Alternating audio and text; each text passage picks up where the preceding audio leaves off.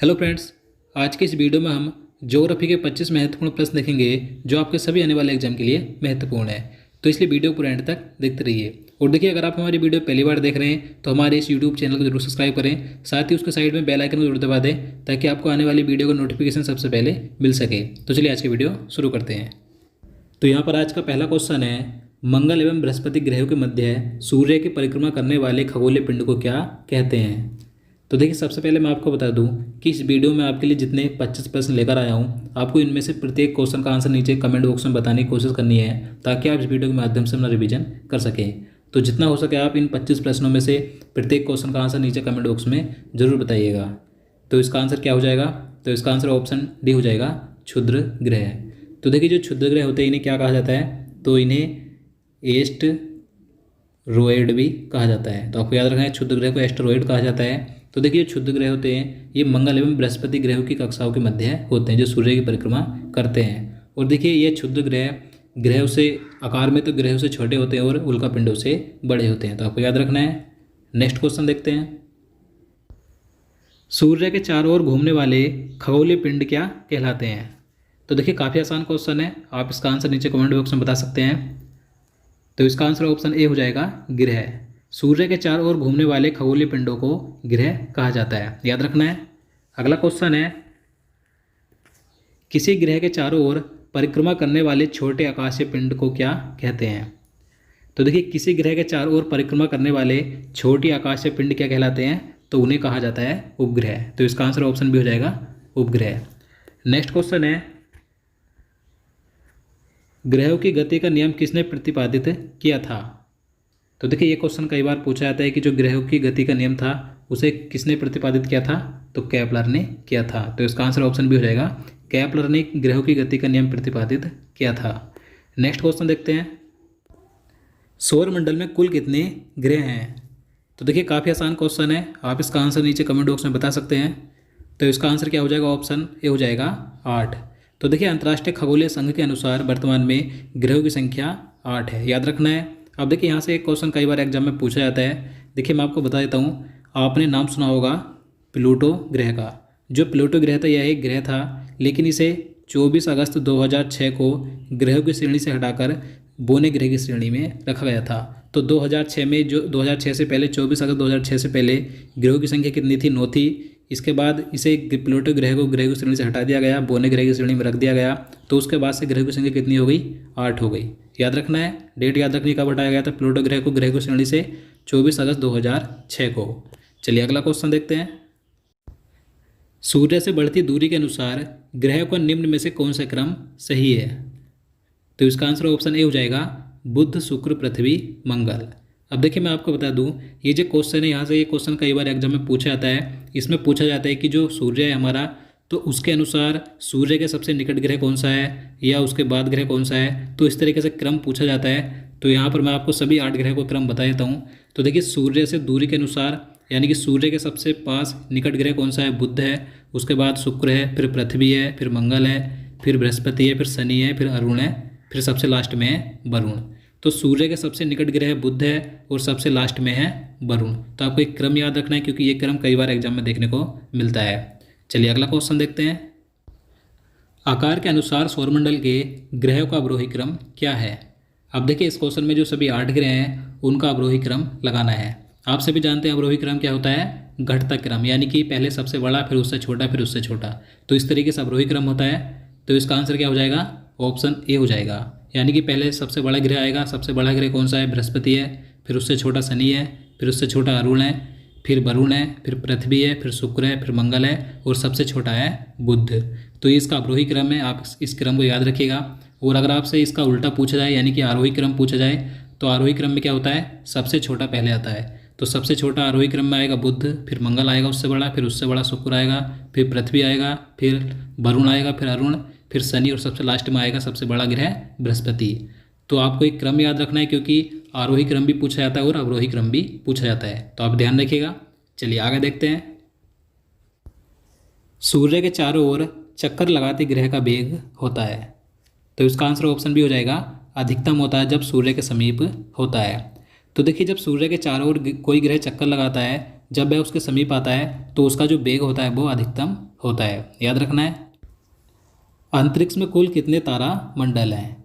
अब देखिए मैं आपको बता दूं कि खगोल शास्त्र में तारामंडल आकाश में दिखने वाले तारों के किसी समूह को कहते हैं। तो पूरे अंतरिक्ष में कुल तारामंडलों की संख्या है 89। तो इसका आंसर ऑप्शन सी हो जाएगा। 89 पूरे अंतरिक्ष में तारामंडल हैं। अब देखिए कई बार पूछा जाता है सबसे बड़ा तारामंडल कौन सा है, तो सबसे बड़ा तारामंडल है हाइड्रा। याद रखना है।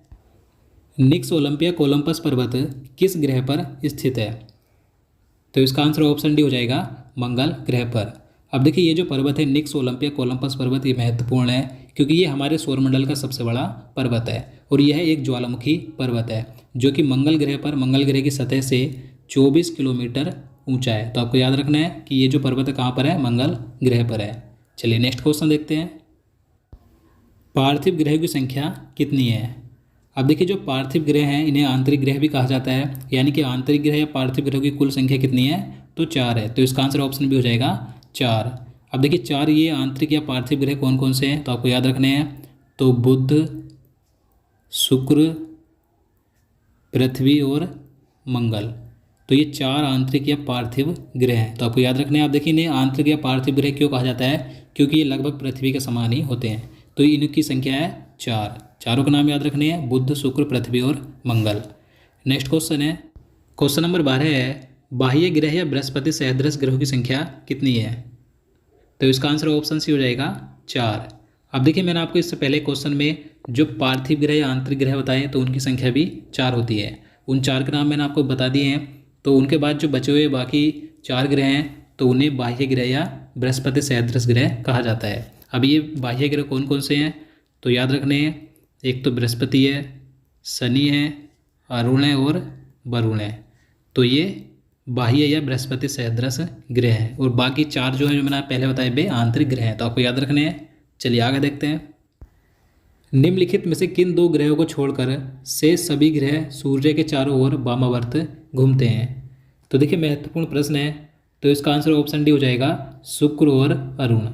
तो देखिए ये जो 2 ग्रह हैं शुक्र और अरुण, तो ये सूर्य के चारों ओर पूर्व से पश्चिम की ओर घूमते हैं। लेकिन इन 2 ग्रहों को छोड़कर जो अन्य सभी ग्रह हैं वे सभी पश्चिम से पूर्व की ओर घूमते हैं, जबकि शुक्र और अरुण ये पूर्व से पश्चिम की ओर घूमते हैं। तो आपको याद रखना है। चलिए नेक्स्ट क्वेश्चन देखते हैं। सूर्य का प्रकाश धरती तक पहुंचने में कितने मिनट लेता है? तो इसका आंसर ऑप्शन ए हो जाएगा 8.3 मिनट।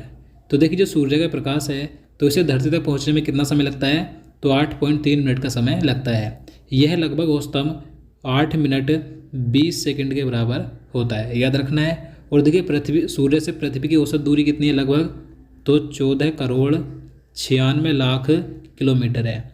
बात करें चंद्रमा की कि चंद्रमा का प्रकाश पृथ्वी पर कितने समय में पहुंचता है, तो 1.3 सेकंड में पहुंचता है। और चंद्रमा तथा पृथ्वी की औसत दूरी कितनी है, तो 3,84,400 किलोमीटर है। तो आपको सही पॉइंट याद रखने हैं। चलिए नेक्स्ट क्वेश्चन देखते हैं। सूर्य के संगठन में सहायक गैस कौन सी है? तो इसका आंसर ऑप्शन डी हो जाएगा, हाइड्रोजन और हीलियम। तो जैसे कि आप सभी जानते हैं कि सूर्य मुख्य रूप से हाइड्रोजन और हीलियम से बना एक गोला है। देखिए सूर्य की सतह का निर्माण हाइड्रोजन, हीलियम, ऑक्सीजन, कार्बन, लोहा, नियोन, नाइट्रोजन आदि तत्वों से मिलकर हुआ है। लेकिन सर्वाधिक मात्रा में सूर्य में क्या होता है, यानी सूर्य किससे मिलकर बना है, तो हाइड्रोजन और हीलियम से मिलकर बना है। सर्वाधिक मात्रा में सूर्य में हाइड्रोजन होती है, कितने प्रतिशत होती है, तो 7346% होती है, लगभग 74% होती है कह सकते हैं। और जो हीलियम होती है कितने प्रतिशत होती है, तो ये 24.85% होती है। और जो ऑक्सीजन होती है वो 0.77% होती है। बाकी अन्य तत्व होते हैं। तो आपको याद रखना है। चलिए नेक्स्ट क्वेश्चन देखते हैं। सूर्य की सतह को क्या कहा जाता है? तो देखिए सूर्य की वह सतह जिससे प्रकाश निकलता है तो उसे क्या कहते हैं, तो उसे कहते हैं प्रकाश मंडल। तो इसका आंसर ऑप्शन भी हो जाएगा, प्रकाश मंडल। देखिए इसका तापमान लगभग 6000 डिग्री सेल्सियस होता है और केल्विन में होता है 5778 केल्विन। याद रखना है। अगला क्वेश्चन है, सूर्य के चारों ओर उपस्थित वायुमंडल को क्या कहते हैं? तो इसका आंसर ऑप्शन ए हो जाएगा, किरीट या कोरोना।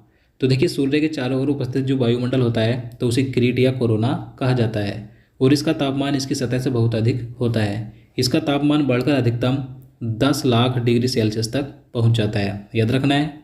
नेक्स्ट क्वेश्चन है, एक ग्रह के अपने कक्ष में सूर्य से अधिकतम दूरी को क्या कहा जाता है? तो इसका आंसर ऑप्शन बी हो जाएगा अपसोर। तो देखिए, जब पृथ्वी सूर्य से अधिकतम दूरी पर होती है तो उसे क्या कहा जाता है? तो उसे अपसोर कहा जाता है। और यह स्थिति कब होती है? तो यह स्थिति 4 जुलाई को होती है। तो आपको याद रखना है।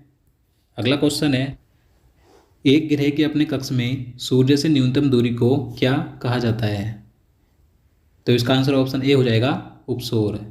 तो देखिए, इससे पहले क्वेश्चन में हमने अपसोर की बात की थी कि जब पृथ्वी सूर्य से अधिकतम दूरी होती है तो उसे अपसोर कहते हैं, लेकिन जब पृथ्वी सूर्य से सबसे नज़दीक होती है, सूर्य के सबसे नज़दीक होती है तो उसे क्या कहा जाता है? तो उसे उपसोर कहा जाता है। और यह स्थिति कब होती है?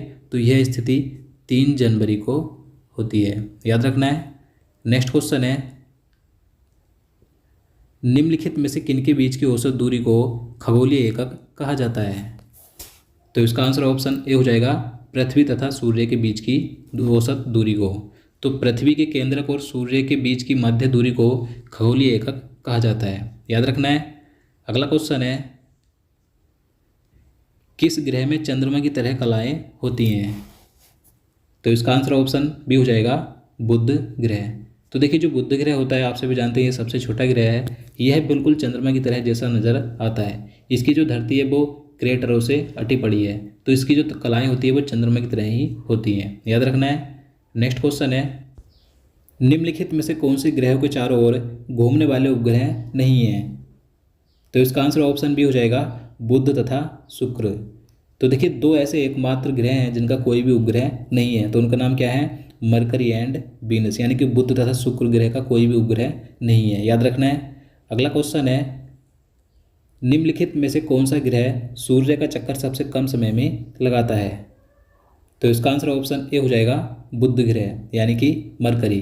तो देखिए, जो बुध ग्रह है यह सबसे छोटा ग्रह है और यह सूर्य के सबसे निकटतम ग्रह है। तो यह सबसे कम समय में सबसे तीव्र गति से सूर्य का चक्कर लगाता है। मात्र 88 दिनों में यह सूर्य का चक्कर लगाता है। देखिए, इस बात करें कि सबसे अधिकतम समय में सूर्य का चक्कर कौन सा ग्रह लगाता है, तो वो है वरुण ग्रह। यह सूर्य का चक्कर सबसे अधिकतम समय में लगाता है। लगभग 165 वर्षों में यह सूर्य का चक्कर लगाता है। याद रखना है। नेक्स्ट क्वेश्चन देखते हैं, सूर्य तथा पृथ्वी के निकटतम ग्रह क्रमशः कौन से हैं? तो इसका आंसर ऑप्शन ए हो जाएगा बुध तथा शुक्र। तो देखिए, बढ़ती दूरी के अनुसार सूर्य के सबसे निकट ग्रह कौन सा है, तो वो है बुध। वो पृथ्वी के सबसे निकट ग्रह कौन सा है, तो वो है शुक्र। तो ये क्रम कई बार पूछा है, तो आपको याद रखना है। चलिए, अगला क्वेश्चन है, किस ग्रह को शाम का तारा यानी कि इवनिंग स्टार कहा जाता है? तो देखिए, आप सभी जानते हैं कि शाम का तारा किस ग्रह को कहा जाता है, तो शुक्र ग्रह को कहा जाता है। तो इसका आंसर ऑप्शन भी हो जाएगा शुक्र ग्रह को। देखिए, शुक्र ग्रह शाम के समय सबसे चमकीला दिखाई देता है। देखिए, जो शुक्र ग्रह है लगभग पृथ्वी जितना ही बड़ा है। पृथ्वी का जो व्यास है वो है 12,742 किलोमीटर और जो शुक्र ग्रह का व्यास है वो है 12,104 किलोमीटर। तो इसलिए शुक्र ग्रह को पृथ्वी की जुड़वा बहन भी कहा जाता है। तो आपको याद रखना है। तो दोस्तों, आज के लिए इतना ही। उम्मीद करता हूँ आपको वीडियो पसंद आएगा। अगर आपको वीडियो अच्छा लगा हो, आपके लिए हेल्पफुल हो, तो प्लीज़ वीडियो को लाइक और शेयर करना और चैनल को भी सब्सक्राइब कर लेना। और देखिए, अगर आपने चैनल को सब्सक्राइब कर लिया है तो उसके साइड में जो बेल आइकन है आपको वहाँ पर ऑल पर क्लिक करना है, ताकि आपको आने वाली वीडियो का नोटिफिकेशन सबसे पहले मिल सके। तो चलिए मिलते हैं किसी नई वीडियो में। जय हिंद, जय भारत।